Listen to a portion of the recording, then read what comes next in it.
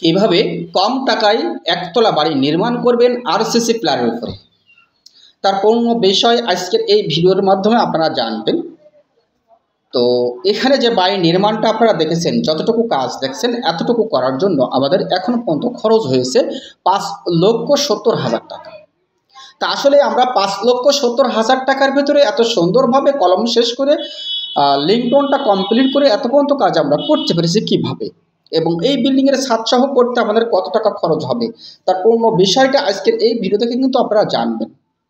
দর্শক শ্রোতা, এই বাড়িটি নির্মাণ করার জন্য আমাদের দৈর্ঘ্যের দিকে জায়গা লেগেছে 28 ফিট 6 ইঞ্চি, দৈর্ঘ্যের দিকে পর্যন্ত লেগেছে 26 ফিট। যদি এর আমরা দৈর্ঘ্যপ্রস্থ হিসাব করি তাহলে 743 স্কোয়ার ফিট, যদি শতকে হিসাব করি তাহলে আসে 170 পয়েন্ট।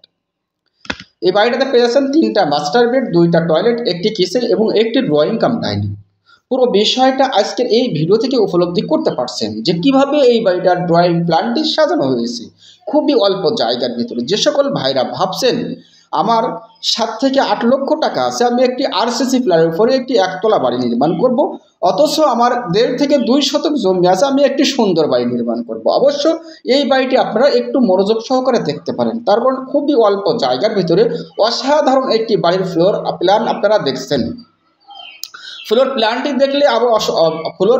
দেখলে অবশ্যই আপনার সঠিক ধারণা আসবে যে আমরা সত্য বলছি না মিথ্যা কথা বলছি, যে এই বাড়িটির এতটুকু করার জন্য আমাদের খরচ হয়েছে 5,70,000 টাকা।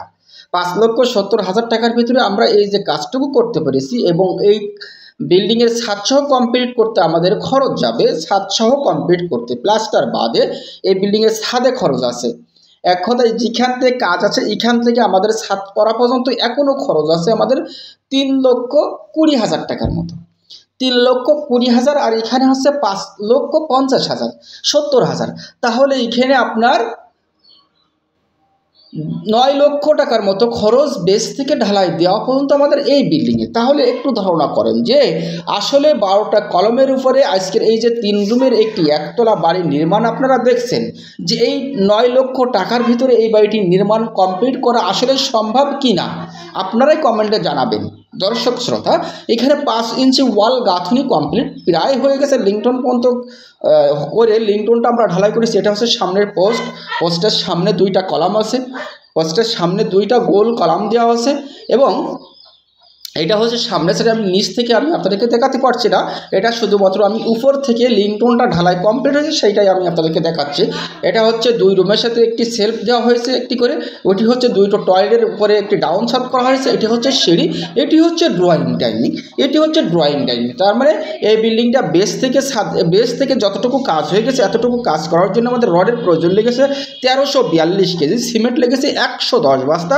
এই বিল্ডিংটা বেস থেকে ছাদ ঢালাই দেওয়া অবধি আমাদের মিস্ত্রি খরচ কন্ট্যাক্ট করা হয়েছে 1,60,000 টাকা। 1,60,000 টাকা এই মিস্ত্রি খরচ ছাদসহ কমপ্লিট করা। ফ্লোর প্ল্যানে আমরা চলে এসেছি। এটা হচ্ছে মেইন গেট, আর মেইন গেট থেকে ঢুকেই আমরা সর্বপ্রথমে পাবো ড্রয়িং ডাইনিং, এবং তারপরে এই সাইডে আমরা হয়ে যাব 7 ফিট বাই 6 ফিট একটি কিচেন, কিন্তু আমরা প্ল্যানে দিয়েছি 7 ফিট বাই 7 ফিট, কিন্তু আমরা বিল্ডিংয়ে করেছি 6 ফিট বাই 7 ফিট। তারপরে হচ্ছে সিঁড়ির সাইজটি দেওয়া হয়েছে 6 ফিট, এবং তারপরে হচ্ছে এটা হচ্ছে বেডরুম। এই বেডরুমের সাথে এটি অ্যাটাচ টয়লেট, এবং এটি হচ্ছে আরেকটি টয়লেট, এটি হচ্ছে ওপেন টয়লেট, এবং এটা হচ্ছে bedroom 11 feet by 13 feet, 11 feet by 13 feet. এই 2টা বেডরুম, 3টা বেডরুমের সাইজে দেওয়া হয়েছে 11 ফিট বাই 13 ফিট, কিন্তু এই বেডরুমের সাইজটি দেওয়া হয়েছে 11 ফিট 6 ইঞ্চি বাই 13 ফিট।